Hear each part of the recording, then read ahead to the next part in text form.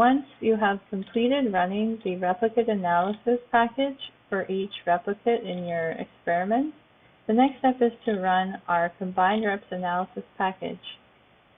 You can find that in our standardized FLIM FRET analysis package within the supplemental information for this paper.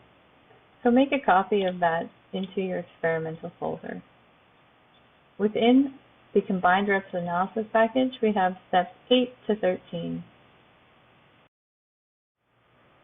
So within the combined reps analysis, step 8, you can see we have these combined binned filtered data for 4 reps. So I have 4 reps, I will select this, but if you have 3 reps, how you run the script is similar, and you would select this script here. So once I open it, you can see in line 14, this bins needs to match the bins exported that was indicated in your replicate analysis step 7. So if you decided to change this value from the default, you will need to update it in this step here. But if you didn't, then there's no need to change it. The next step is to indicate the directory for your plate map. So I'll just find that here.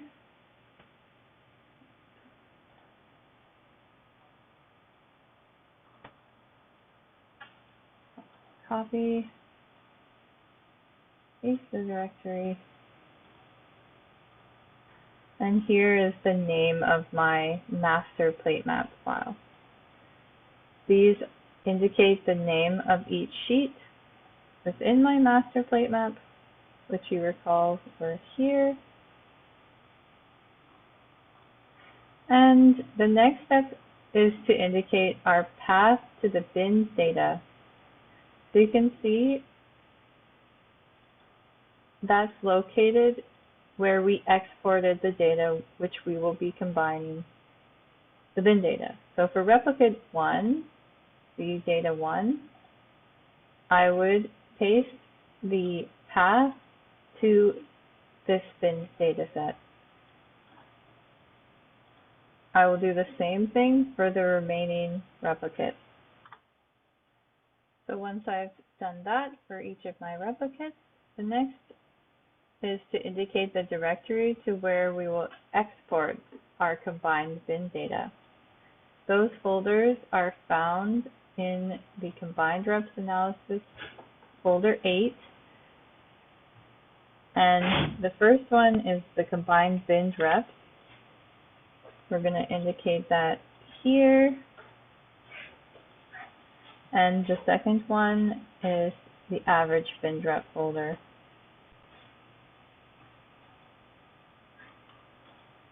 Okay, so once you're done that, you can save and hit run.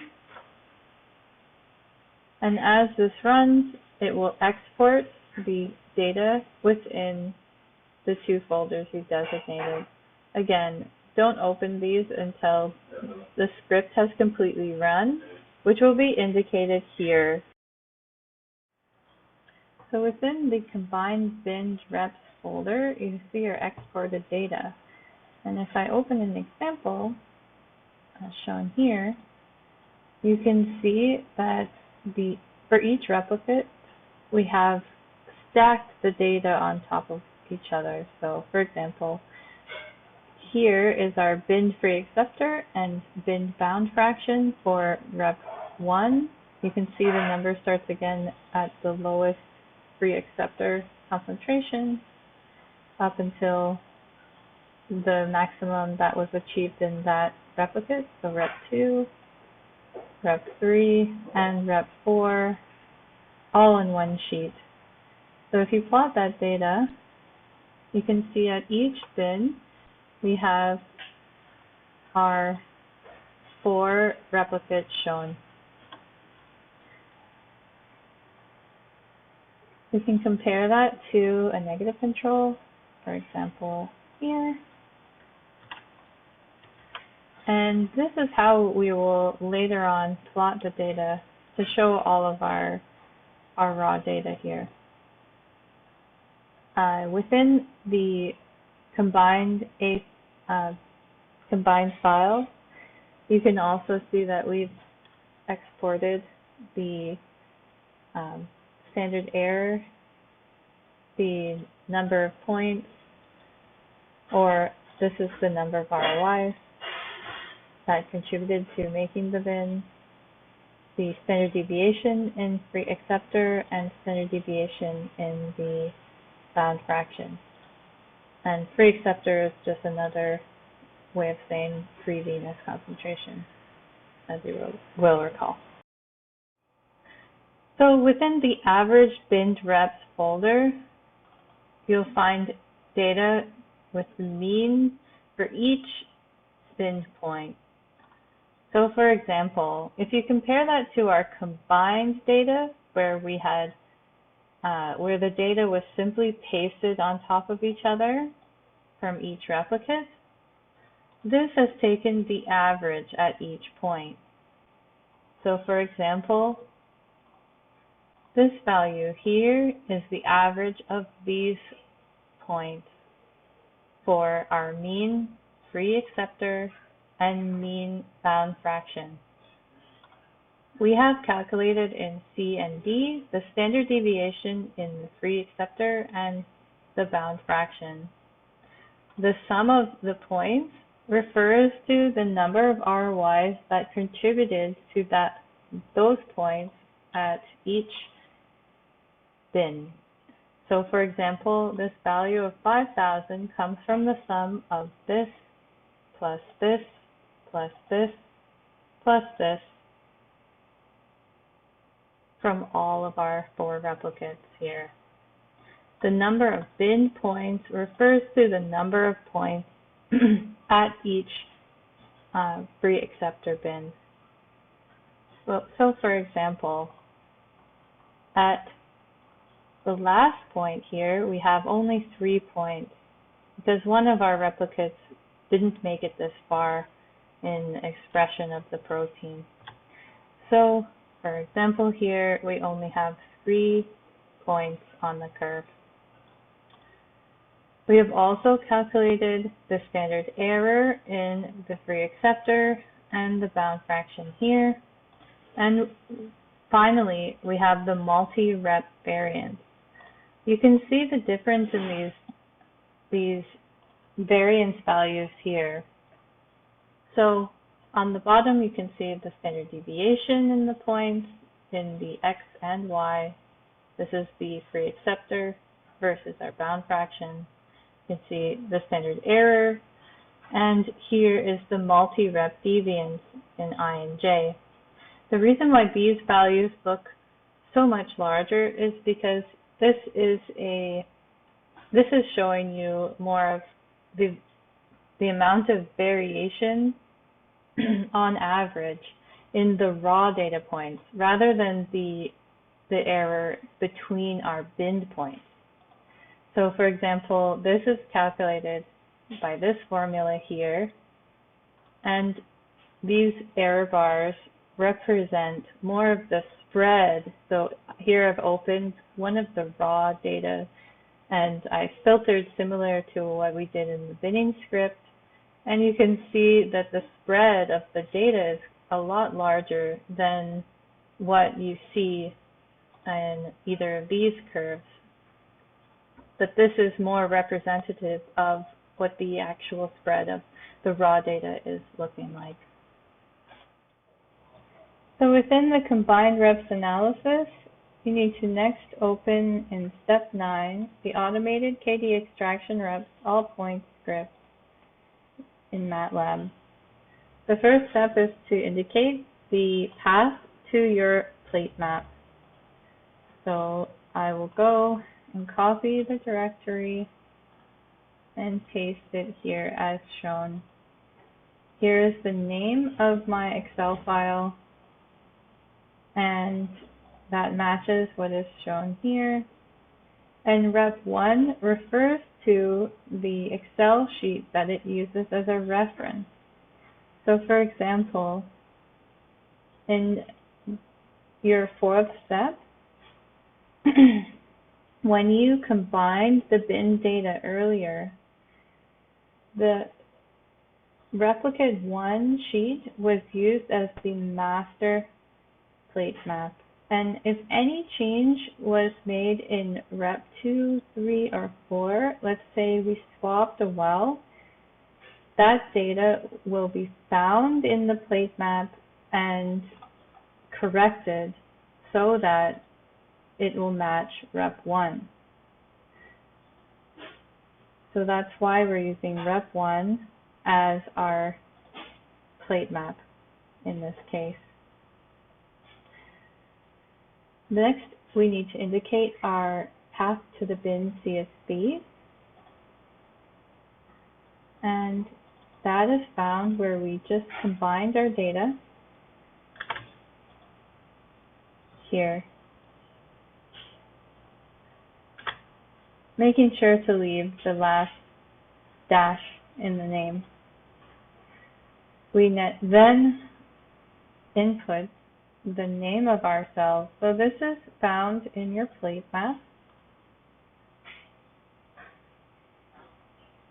However many cell lines you have used will be indicated here in column 3. Let's say if I filter, I can show you that here I have cerulean 3 BCL-XL cells and cerulean 3 MCL1 cells. You can note the spelling of each. The spelling must match your plate map as it's shown in this step.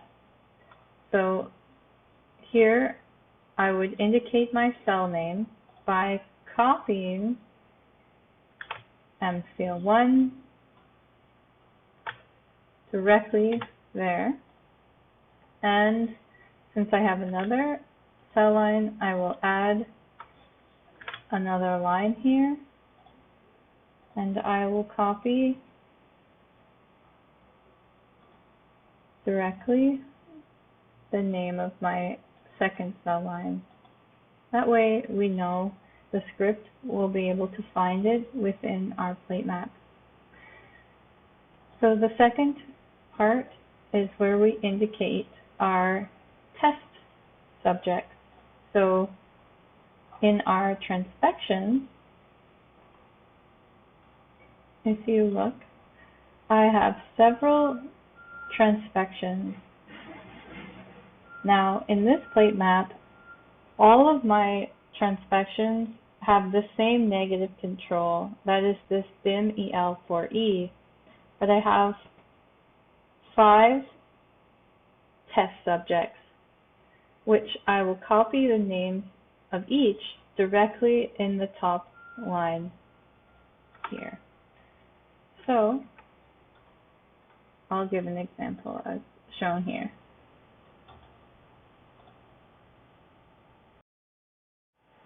So an easy way to identify all the unique names for your transfection references is by copying this column to a new sheet.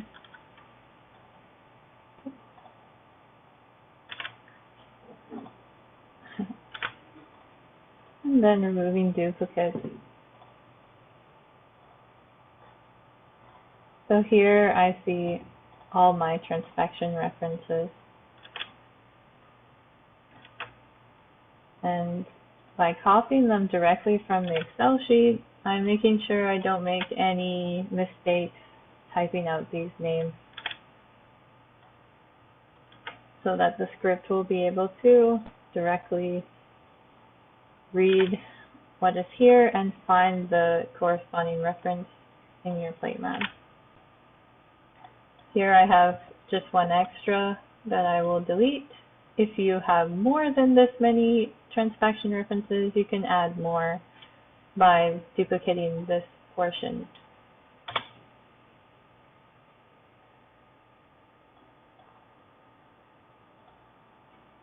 The next step is to indicate your negative control references.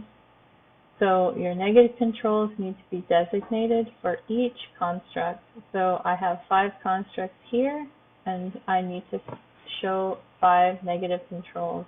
And the location matters for each. So I'm just going to delete the last one. That was just the remaining from the default script. And in my case, I am using the same negative control for each because it's within the same backbone and will have the same localization within the cell. But if you have differences in your subcellular localization, you will need to update each to have a unique negative control matching its localization.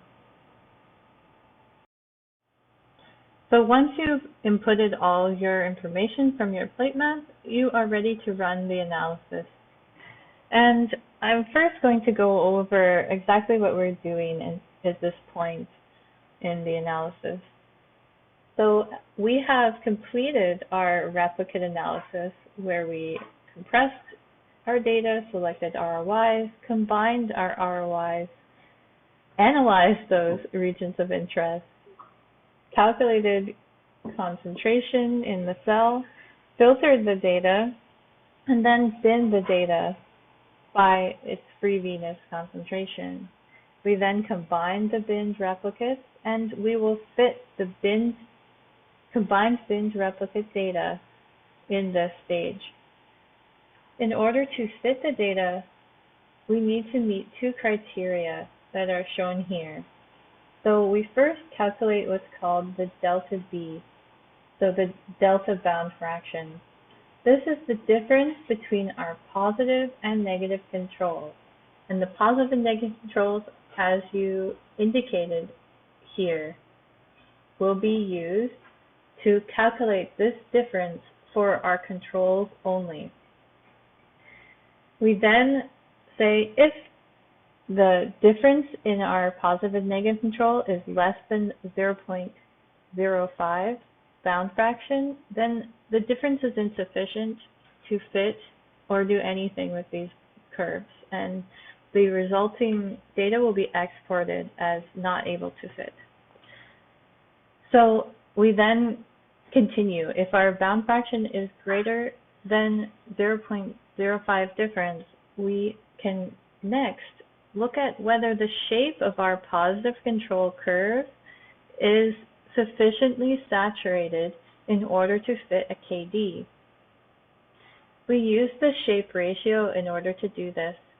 The shape ratio is simply the area under the curve divided by over the curve, and this is independent of the maximum bound fraction. For curves which are more linear, you can tell that the area above and below and above will be approximately equal, and our shape ratio will approach a value of 1. And from our paper, we have arrived at a minimum shape ratio threshold for fitting of 2. So if this value is less than 2, we instead calculate resistance because we can tell there's binding, but the curves have not sufficiently saturated in order to get KD. If they have a shape ratio greater than 2, then we do calculate KD, and the script will ask you to confirm its estimation of the Bmax. And how does it estimate Bmax? Well, it takes the area of a curve near the end, and it takes the average of those points, so that the saturation area is indicated here. So you can see that our start of our saturation starts at 30 micromolar free Venus and ends at 50, which is our maximum on that curve. After it has estimated the Bmax, we confirm that, and if the inputted Bmax is greater than 0.05, then the script will continue and fit that data. So let's continue and run our sample data. So the script is going to have first a set of windows pop up for each of your positive controls. It's plotting your data for the positive transfection references and asking you to confirm whether its estimated saturation parameter, indicated by the blue line, is appropriate to use as the Bmax in our fitting equation. So the way that the script estimated the saturation of this binding curve is by taking the values between 30 and 50, and those values are indicated here. So if you want to modify the area of your saturation on the curve, you can by changing this value. Say, for example, I wanted to change it to consider points between 20 and 50, and it would then do that. So in order to confirm that the saturation parameter is correct, you just hit enter in the command window. If this saturation parameter is far off, for example, if your data was really noisy, this data set is not bad, but let's say I wanted to input my saturation is more around 0.7. Then I can say -1 and input a saturation parameter, hitting enter. So then it will take that into account in the rest of the analysis. You can see here a message popped up for the next construct. So it was looking at here, this Venus BIM EL bad. After BIM, it looked at this construct, and it found that the difference from the 4E control was insufficient. So this delta B threshold failed for that construct specifically.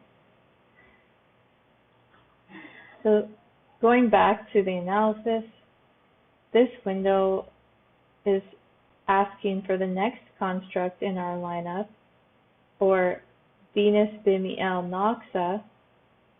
Is the saturation parameter correct? And if it is, which I think it is, I'll just hit enter. And again, it did a good job for the remaining constructs. So as they each pop up, you can just keep hitting enter or input the desired Bmax or saturation parameter. So this script will run through the remaining data, taking those saturation parameters that you inputted or confirmed, and it will apply all of those parameters to match your treated wells. So for example, if I had any well that includes the transfection reference Venus BIM EL treated with any drug, I will use the same Bmax that I had used for my DMSO transfection references here. The same will be done for the corresponding negative control, just to use as a matching test to see theoretically what is our expected KD for no binding. So then when you see your outputted files, they appear here. So you will see you have a saturation parameter combined bin reps file, as well as your combined bin reps results. First, taking a look at their saturation parameters, this contains all the information that was used for your fitting. So you can see you have your cell line, all the positive controls you listed, where it found the positive control in your plate map. You have your negative control corresponding to that, and again, the well ID or the location in your plate map for the negative control. You have the bound fraction extracted as the median between the 10 and 20 micromolar point on the curve. So That's this area here. We're taking the median point for our positive control here and our negative control. This is our point E. So the difference between these two determines whether our delta bound fraction is great enough to continue on to the rest of the analysis.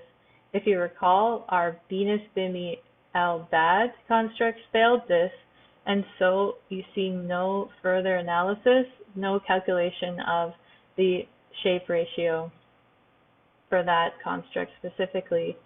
You can see for each construct the calculated shape ratio, and since all of these are greater than 2, we continued on to calculate KD.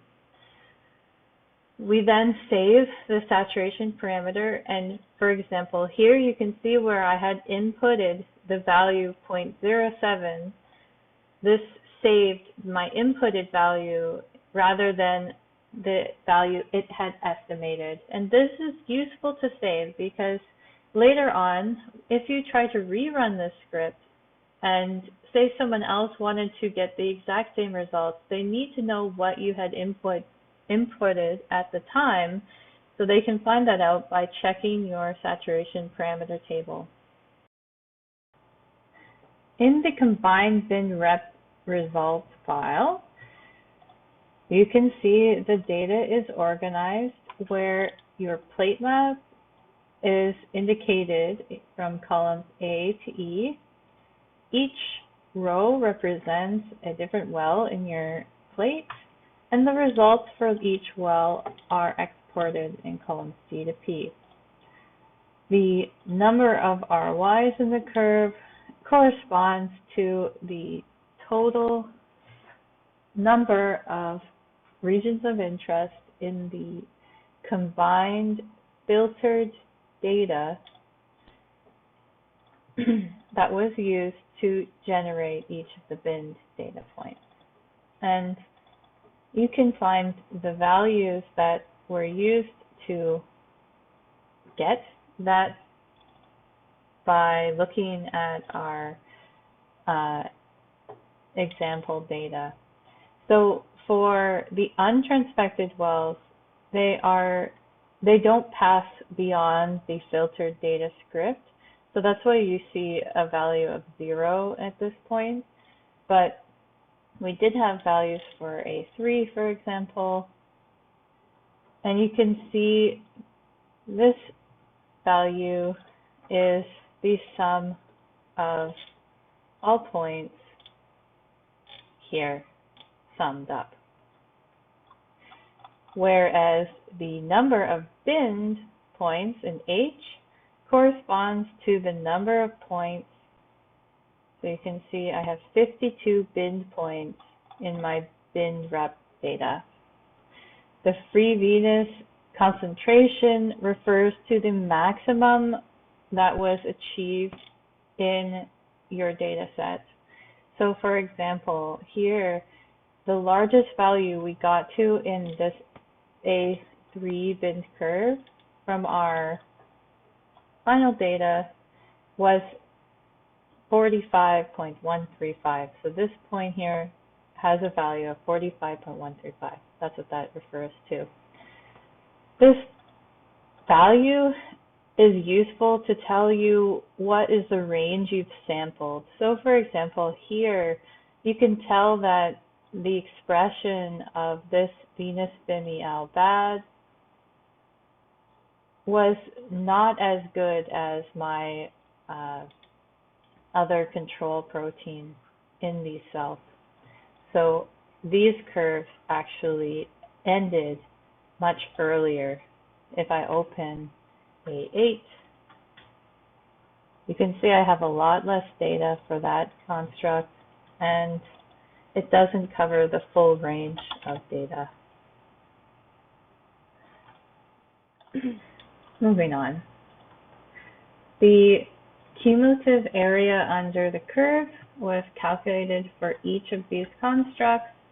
This is useful to tell you whether you have binding or no binding when you're comparing your positive and negative control. However, it is more difficult to compare between different constructs that have different Bmax because this value is dependent on the Bmax, the maximum bound fraction that you observe in each curve.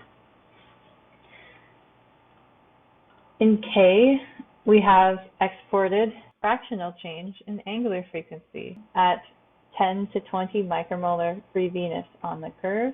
If you remember, that was used to calculate resistance as shown here. So we are calculating this point on the curve for each of our data, and we calculate resistance as shown here, and that is listed here for the constructs that we were able to do it for.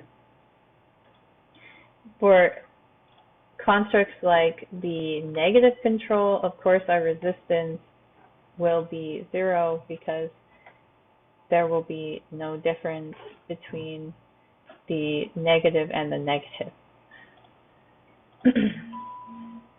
In M, we have our shape ratio of each of the curves. Then in N, we have the KD, and the KD was only calculated for those curves that passed the shape ratio of greater than 2. In our case, most of the constructs did, except for the Venus in the L bad. It didn't have, if you recall, a difference in bound fraction greater than 0.05, so it failed, and we don't have data for this construct beyond the point here. So we also have the KD shown in micromolar and the confidence interval in the fit shown here, the lower confidence interval and upper confidence interval. So in step 10, we have the option of plotting all the data in our combined bin reps folder automatically using a preset script. So open the simple curve plotting script and input the path to your binned CSV data as shown here.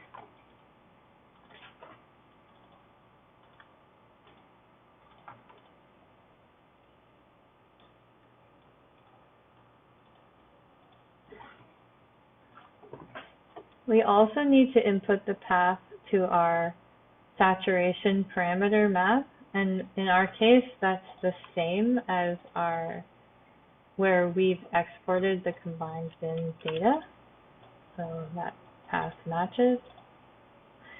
And the name of our saturation parameter file. So you can see here, this is one step. You need to convert this from a CSV format to an XLSX format. Sorry. So we're taking the saturation parameter combined bin reps file, and all I'm going to do is save it again as shown. So what the script does is it goes through all the CSV data. It finds and matches the saturation parameter that it's going to use to fit the data to the the actual saturation parameter that you had set in your fitting script. So we need to give the location of our plate map as well so that the script can navigate through the data. Here, I'm going to paste the path and name of my master plate map. Rep 1 is what we will be using as our plate map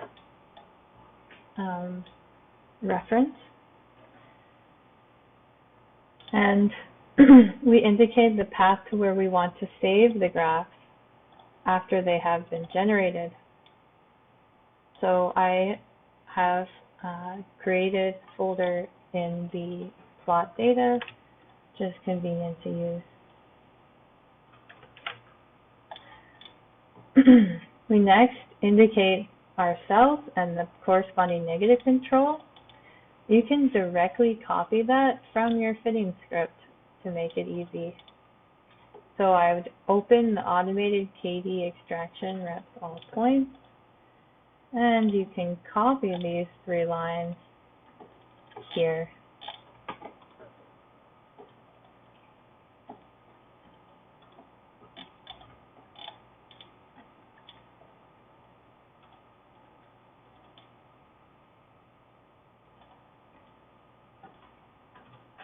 The last thing I want to mention is some parts at the bottom of the script where you can specify how you would like to save the data.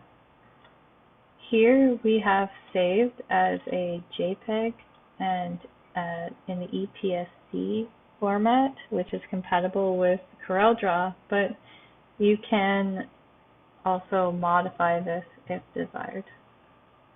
Okay, so I'm going to run the script, and as it's running, each window will pop up and show the data where it's plotted. You can see for some examples, the fit is not plotted because we had not determined a saturation parameter for that control. If it was not fit in our KD analysis, it will not pass the same criteria here to be fit in the plotting script. You can see that for this data, our bound fraction is quite low for some of our constructs. You can modify the area of our curve at the bottom part of the script if desired. That's indicated here by the X and Y limit.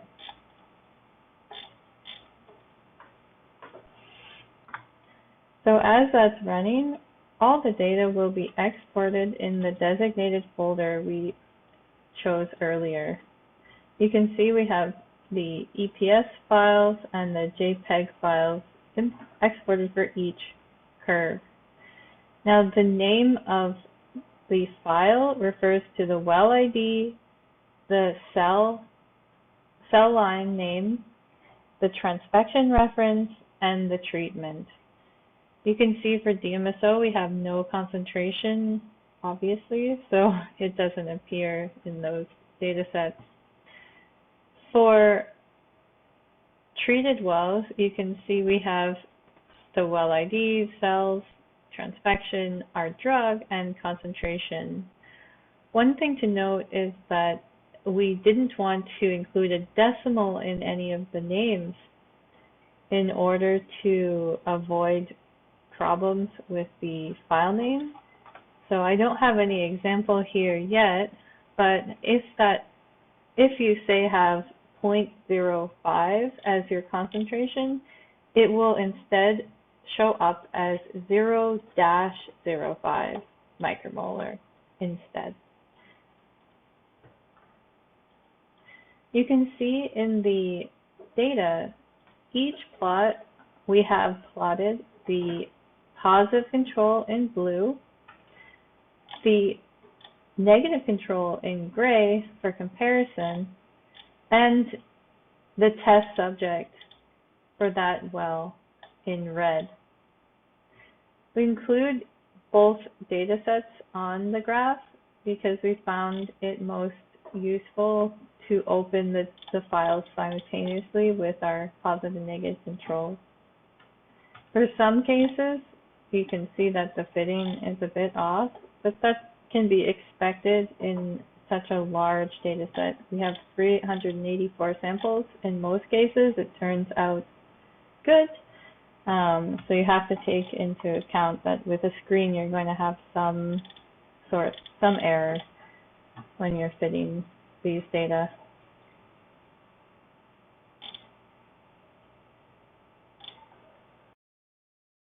Step 11 in our combined rep analysis is to get the average concentration of donor per each well in our 384 well plate. To do this, you will open the Get Average Donor Concentration 3 reps if you have 3 reps, or 4 reps if you have 4, like I do. In the script, it's very simple. You're going to paste the directory of our donor concentration table. The donor concentration table, if you recall from our replicate analysis, was exported in step 7 here. You recall that each well in our plate map has the average donor concentration as well as the standard deviation, median, and mode concentration exported within the plate.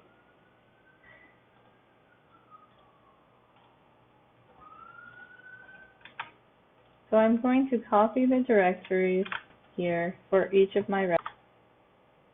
Once that is done, the script is ready to run.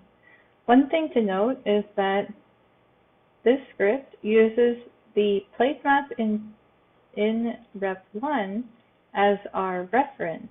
It will find the row, column, transfection, and cells, fills the treatment, and look for the matching treatment in Reps 2, 3, 4.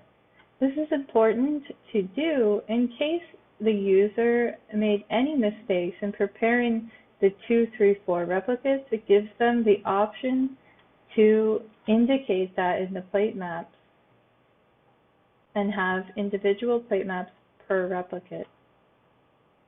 So I'm going to run the script, and the results will be exported in the file step 11 of our get average donor concentration per well. You can see that we have 2 files.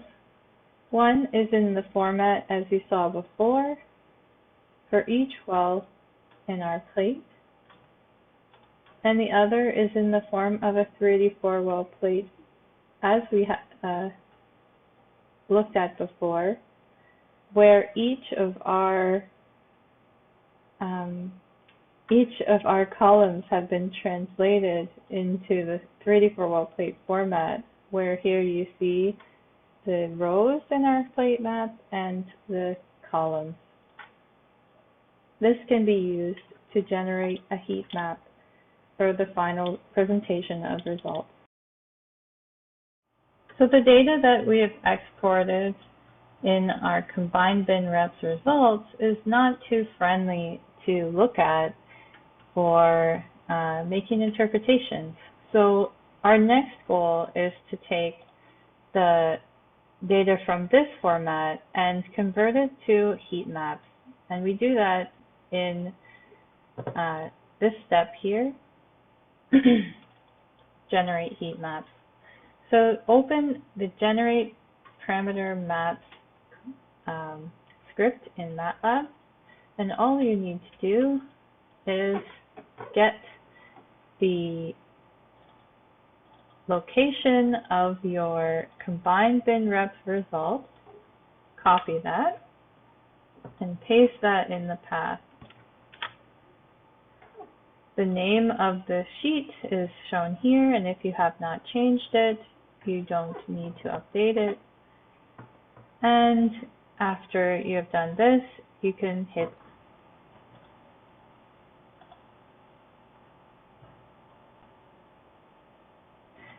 So once it's completed, you will see it indicated in the command window, and you will have a file located in your generated heat, in the combined bin reps, right where your original data was stored. So here was our combined bin reps result. in this format. And what the script has done is take that and convert it into a 384-well plate format, where each column from H to P is now showing in its own tab. So see the number of ROIs in our curve are, well, A2, for example, has 0, and it's showing up as 0 here. Okay, so this is easy to plot, and you can take this and you can either plot it in Prism, or you can use our MATLAB script, which I will describe next.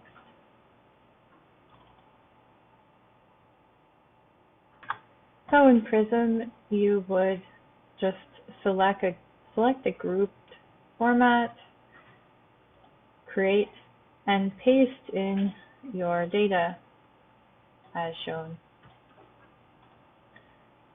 When you go to generate your plot, you select heat map and can choose the color scale that you want to use. In this paper, we used a customized 3-color scale, but I'm just going to show this as an example. So this is showing the variation in the number of points across the plate. This can be useful information for determining whether or why some of your data may have fallen out in the analysis. Okay, so another way to plot the heat map if Prism is not available to you is to use our MATLAB code, which we have included in the generate heat maps script. So here in this plot heat map code, the area where you indicate your data is here. This is where you want to paste the data. So I'm going to run it first to show you how it works. So any data that's pasted here needs to be in the format of a rectangle where all the positions are filled. So for example, I have a color scale here just shown. So if I want to do my total data here and my scale, I would adjust it according to this. My data goes up to around 4,000, for example. Then run it, and you can see my results. You can adjust the color scale by changing this color map here. We have a few options. So for example, if I select this, you'll see a different result, a different color scale chosen. Okay. So that's how we use this script. The only note I will make is that when you are looking here at our heat map, for example, if there's any case where there's no data, which happens when it falls out of our script analysis, here you can see some of the points are missing. In Prism, this doesn't present any sort of problem, but in the MATLAB script, you need to fill all the boxes or else you'll get an error. So I'll show you that error here. If I just take the data and run it, you see this error. That means that the data is not in the shape of aligned columns. The same number of columns per row is what I mean. So all I would do is fill in that with a number, and later on when I'm plotting the data in CorelDRAW, I would make note of what I have done in this map just to be able to plot it. So here, now that I've filled in those spaces, you can see the map. And of course my scale needs to be adjusted for every one. So here it looks like the data is going up to around 40. And you can adjust it here, run it again, and see the results. Okay, so that concludes the end of our heat map generation. The final step in the combined reps analysis is step 13.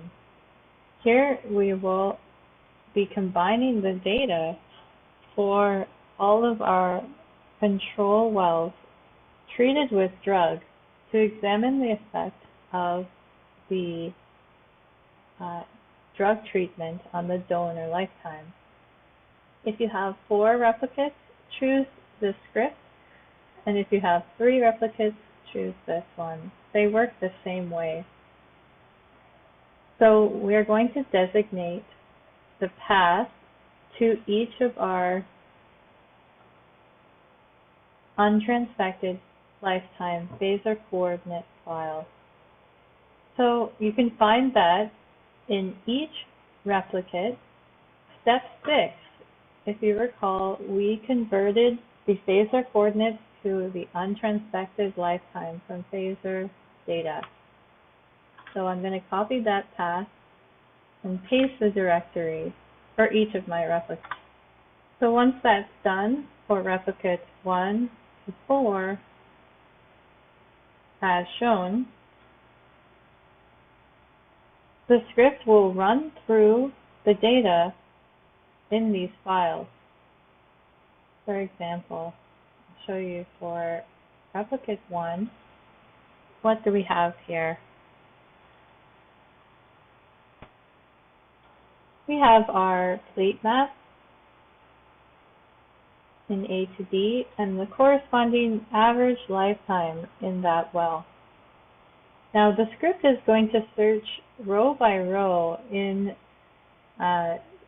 replicate 1 and find the corresponding treatment in reps 2, 3, 4, similar to the combination of our donor concentration tables that we ran earlier in the previous step here in step 11. This controls for any changes in our plate map with subsequent replicates. One additional thing that we've added here is that this script will search for any additional wells that have been added to subsequent plate maps in case any more data is added. I'll show you, for example. So as a test, I added in rep 2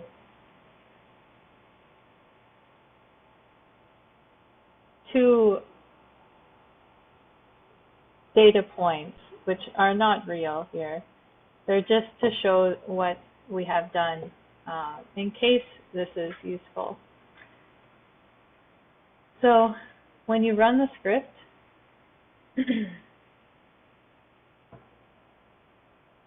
the data is exported as a graph.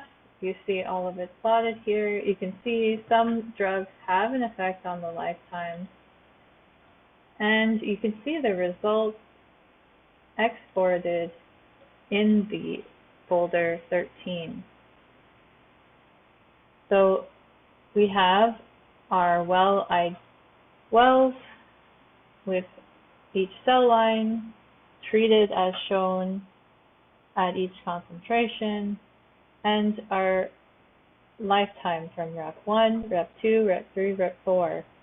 Now, if you go down, I didn't make any mistakes in this plate map, so you can see that all of them align here. But you can see the extra 2 that were not found in replicate 1 or the other replicates where I had inputted that data. It's pasted below, and you can see that it only appears in rep 2.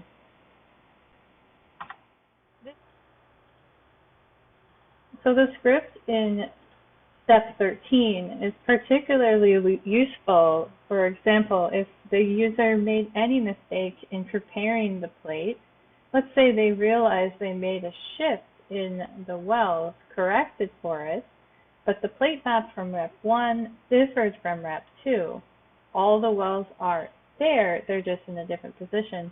Then that would mean my location in rep 2 would be slightly different in this untransfected lifetime result compared to rep 1. And it wouldn't align if I simply took the data and pasted it next to there. But this script allows us to change the position in any of the plate maps, and we will get the same result, the same final result when we run the script. So I'll show you that here.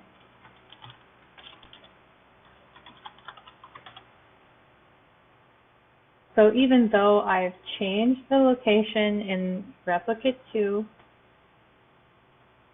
I need to change the name now.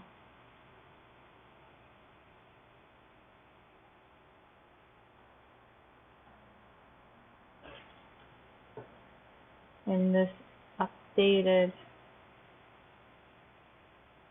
file, even though I run the script, it will still find all my data and paste them as before. So now if I compare the first time I ran it to the second time, even though I completely shifted the location of this data, I got the same result as before.